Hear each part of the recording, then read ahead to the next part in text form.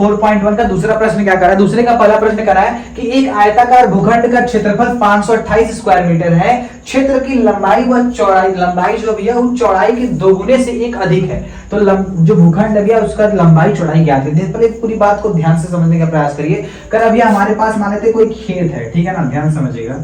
ये हमारे पास कोई खेत हो गया, इस खेत का जो क्षेत्रफल हमको दिया है, ये जो पूरा एरिया दिया है भैया, वो एरिया हम लोग कितना दिया बताओ फटाक से, तो दिया 528 स्क्वायर मीटर। कितना दिया बताओ, 528 स्क्वायर मीटर दे रखा है। ये हमें इस खेत का एरिया दे रखा है। कह रहा है भैया इसकी जो लंबाई है ना वो चौड़ाई के दोगुने से भैया कितना है, एक अधिक है। तो माना भैया इसकी चौड़ाई हम लोग क्या मान लेते हैं, एक्स मान लेते हैं भैया, एक्स चौड़ा है, इसकी चौड़ाई कितनी मान लेते हैं, एक्स मान लेते हैं। यानी कितना चौड़ा है खेत, इसका कितना चौड़ा है, एक्स चौड़ा है, ठीक है, एक्स मीटर चौड़ा मान लेते हैं भैया, ठीक है, पता नहीं तो एक्स मानवे करेंगे। अब तो क्या कर रहा है, जो जितनी उसकी चौड़ाई है ना, चौड़ाई जो जिसकी लंबाई हुई है ना, ये लंबाई जो चौड़ाई से कितनी, चौड़ाई के दोगुने से एक ज्यादा है। चौड़ाई कितना माने थे भैया, एक्स माने थे, चौड़ाई के दो गुने से एक क्या है, ज्यादा है। ज्यादा कहेगा तो प्लस, कम कहेगा तो माइनस। तो क्या करा फिर ध्यान समझो, क्या करा भैया, चौड़ाई के दो गुने से एक क्या है, ज्यादा है। क्या किसकी बात करें, लंबाई की बात करें। जो लंबैया है, खेतवा जो लंबैया है, चौड़ाई के दोगुने से एक क्या है, ज्यादा है।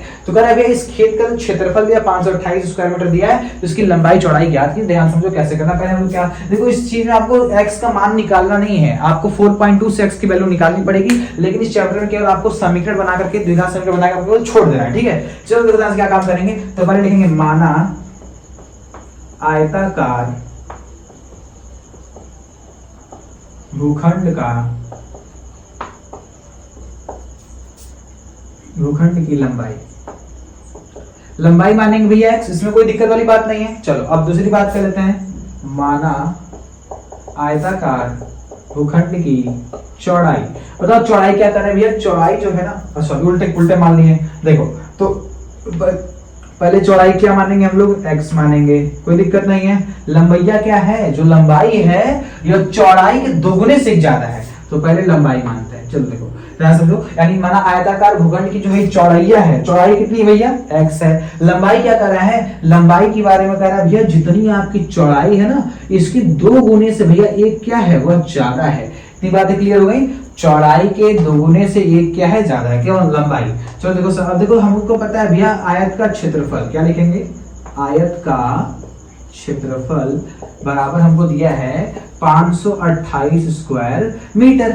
यहाँ तक तो कोई दिक्कत वाली बात नहीं है। चलो बताओ आयत का क्षेत्रफल क्या होता है, लंबाई गुणे चौड़ाई, यही होता है। तो लंबाई कितना हम लोग माने हैं, लंबाई हमारा भैया है x, लंबाई क्या है, सॉरी लंबाई लिखेंगे, लंबाई गुणे चौड़ाई बराबर 528 स्क्वायर मीटर। यहाँ तक तो कोई दिक्कत वाली बात नहीं है। चलो अभी मीटर स्क्वायर लिखो या मत, क्योंकि दोनों कट ही जाएंगे, मीटर से सॉल्व करेंगे तो इसको हटा देते हैं। देखो ध्यान से, तो चौड़ाई हमारा बताओ, लंबाई कितना भैया, लंबाई 2x + 1 है, गुणे लगा दो। चौड़ाई कितना है बताओ, x है, यहाँ पे कितना होगा, 528 होगा। अब एक काम करते हैं, इस x को भेजते हैं इसके पास, 2x के पास, ठीक है। बताओ दो अकेला ही है, दोनों मिलकर क्या हो जाएगा, x का स्क्वायर हो जाएगा प्लस x को भेजेंगे सेकंड में कितना होगा, x हो जाएगा, इधर क्या बचा, 528 बचा। अब प्लस ढकेल देंगे क्या होगा, माइनस नहीं हो जाएगा, 2x square plus x minus 528 equal to 0। ये हो गया हमारा द्विघात समीकरण। ये क्या होगा, आपका आंसर हो जाएगा। अब ध्यान देखो, जब आप सवाल को सॉल्व करोगे तो ऐसे चीज क्या होगा, कहेंगे भैया मीटर स्क्वायर में इसको गया कहां, जो था क्षेत्रफल था। तो बताओ लंबाई का मात्रक मीटर, चौड़ाई का मात्रक भी मीटर और क्षेत्रफल मीटर स्क्वायर था। जब गुणा करके सॉल्व करेंगे इधर मीटर स्क्वायर आएगा, इधर मीटर स्क्वायर होगा, दोनों आपस में क्या कट जाएंगे, इसलिए इसको लिखे नहीं हम, ठीक है ना। तो धीरे आप सीधे 528 लिख लीजिएगा, इधर लंबाई चौड़ाई लेके सॉल्व करिएगा और समीकरण बना के आप छोड़ दीजिएगा। तो यहाँ तक किसी को दिक्कत है, सारी बातें क्लियर हो गई होंगी। चलिए इसके अगले प्रश्न की तरफ बढ़ते हैं। पॉइंट क्या कर रहा है, दो क्रमागत धनात्मक पूर्णांकों का गुणनफल 306, तो पूर्णांक ज्ञात कीजिए। ध्यान से पूरी बात समझने का प्रयास करिए। कह रहा है दो भैया क्रमागत है, मतलब पहले एक है तो एक के बाद दो होगा, दो के बाद तीन होगा, तीन के बाद क्रम कहते हैं। हमको केवल दो से मतलब है, तो पहले लिखेंगे भैया माना पहली क्रमागत संख्या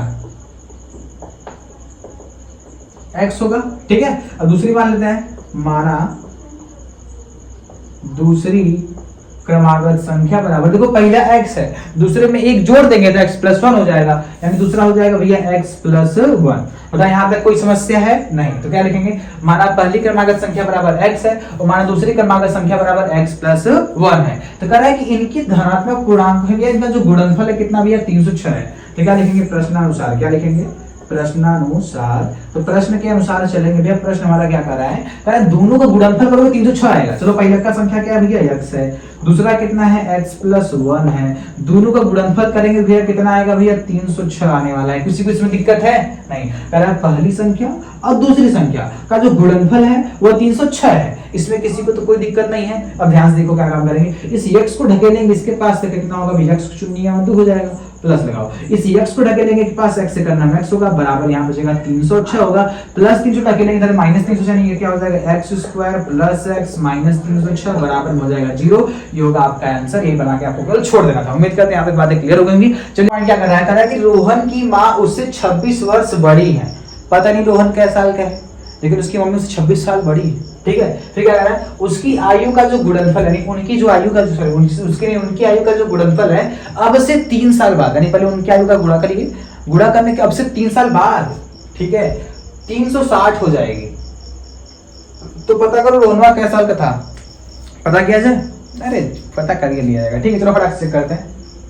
तो भैया पता किसका करना है, रोहनवा का आयु पता करना है। चलो क्या लिखेंगे, माना रोहन की आयु बराबर x हो गया, कोई दिक्कत नहीं है। अब उसकी मम्मी की भी इसमें चर्चा है, उसकी मम्मी से 26, जितना साल का रोहनवा है वो 26 साल बड़ी उसकी मम्मी है। चलो फटाक से करते हैं, क्या लिखेंगे भैया, माना रोहन के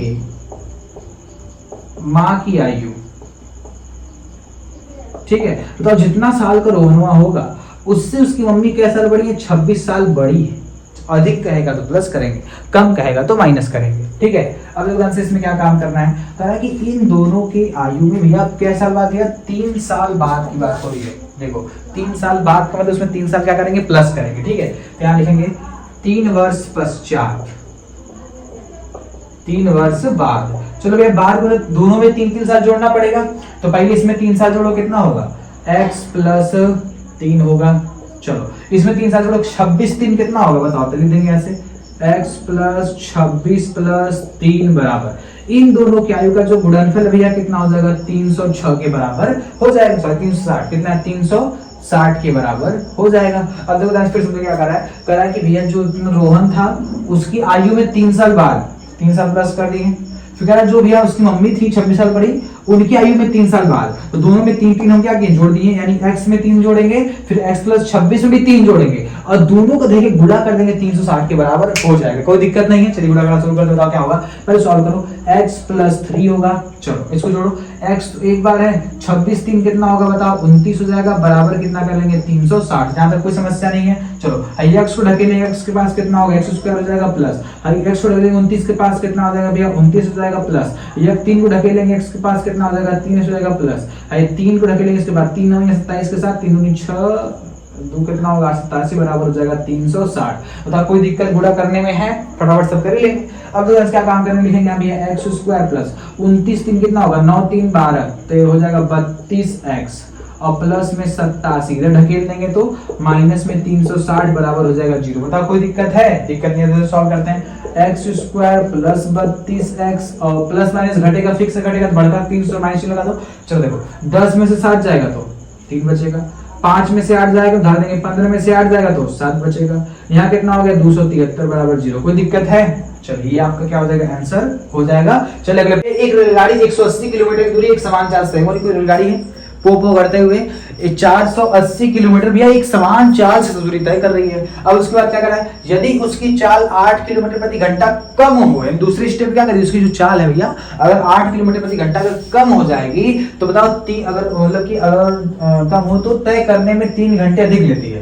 यानी जैसे ही उसकी चाल भैया 8 किलोमीटर प्रति घंटा कम होगी तो वो जो तय करने में 3 घंटा और अधिक समय लेती है। तो बताओ रेलगाड़ी की चाल कितनी होगी। चलिए फटाक से निकालना शुरू करते हैं। बताओ हम लोग को इसमें तो कहीं समय दिया है पूरा, कहीं चाल दिया है, बताओ कहीं समय दिया है क्या आपको, नहीं दिया है, कहीं कोई चाल दिया है क्या, नहीं दिया है। वो तो बता रहा है इतनी चाल कम हो जाएगी, लेकिन पहले स्टेप की बात करें तो पहले स्टेप हमें कुछ दिया हुआ नहीं है। तो पहले हम लोग क्या मानेंगे, माना पहले लिखेंगे रेलगाड़ी द्वारा तय की दूरी, क्या लिखेंगे, रेलगाड़ी द्वारा तय की गई दूरी। दूरी कितना भी है, 40 से सब कम हुआ होगा 480 किलोमीटर। ये हमारी क्या हुआ भैया, इस बस को दूरी दे दिया है। अब इस दूरी को तय करने ना तो हमें कहीं समय दिया ना तो हमें कहीं भी चाल दिया है, तो हमारा काम भैया पहले चाल को कुछ ना कुछ मानना पड़ेगा। लिखेंगे माना रेलगाड़ी की चाल, चाल को भैया हम लोग मानेंगे x, यहां तक कोई समस्या नहीं होने वाला है। अब क्या मानेंगे भैया, माना रेलगाड़ी द्वारा तय किया गया समय,